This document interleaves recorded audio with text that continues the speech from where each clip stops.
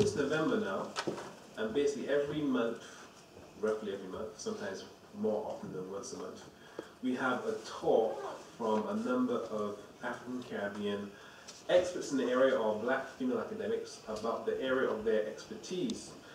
So we had Candace and Chimbiri talk about African Queens of Ancient Sudan. That was back in November in this venue for a couple of hours. We also had Mary Seacole Fights Back, delivered by Professor Elizabeth Anyonu, who's actually in this very same place.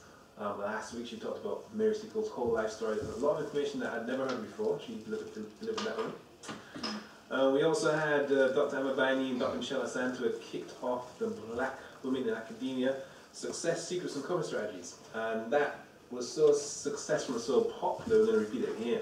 And the next one will be the 23rd of March, 6 to 9 p.m. or 9:30 p.m.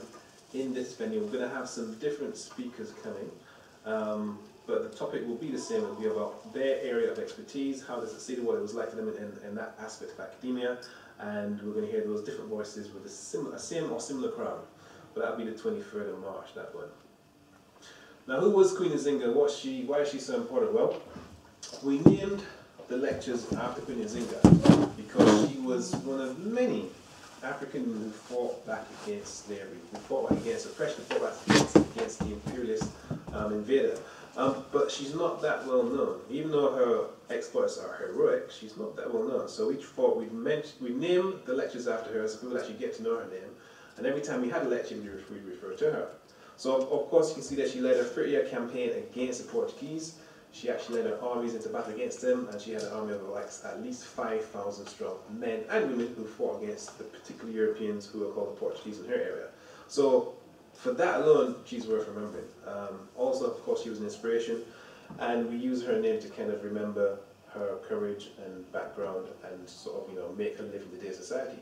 So all the lectures are called after her, and they're about black women speaking their truth. The event is brought to you by two organizations, Black History Walks and the National Association of Black-Sided Schools. Black History Walks is my organization, and I'll tell you more about that later on. And the National Association of Black-Sided Schools was headed up by a man called Nia Imora, who is taking pictures today. And that group looks at improving the networking between different sighted schools. So sighted schools came out of the Black British Civil Rights Movement, whereby black kids in mainstream schools were being treated very unfairly.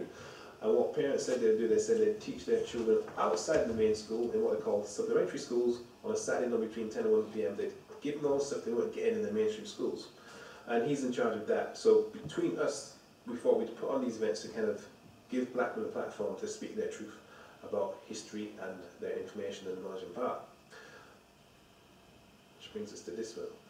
So that's the website which you find a lot of our events will be listed on, blackhistorywalks.co.uk. And as far as today's concerned, we're going to hear from Sister Esther Stanford.